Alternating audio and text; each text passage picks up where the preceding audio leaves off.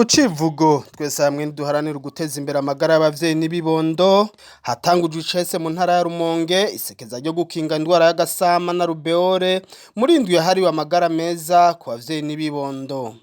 Mw'ijambo ryiwe umutambukanyi w'umukuru w'igihugu yatanguje iryo sekeza avuga ko leta y'u Burundi yamaze kugira umwitwarariko ku bijanye n'amagara meza ku bavyeyi n'ibibondo k'igihugu kitotera imbere abantu bakitswe n'amagara. Ahamagarira abenegihugu kwitaho cane izo canco kuko igihugu n'amashirahamwe vyaritanze kugira ico gikorwa kizoranguke neza.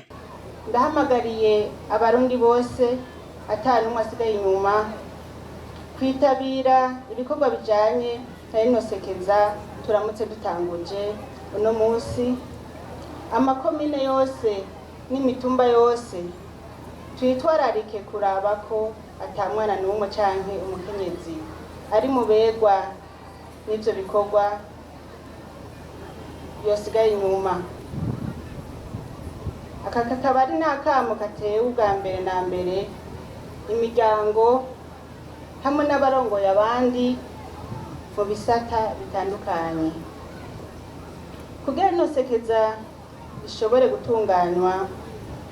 Igihugu gifatikanije n'amashirahamwe atandukanye hakoreshejwe umwitwarariko n'inguvu nyinshi. Ivyo bikorwa bitangura igenekerezo rya 2025 uyu mwaka mu gihugu cose, hagatangwa incanco ku bana b'amezi 9 gushika ku batarakwiza imyaka 5, hagatangwa kandi amama ya vitamine A n'icunyunyu kirinda uruhumyi ndetse n'izindi ndwara.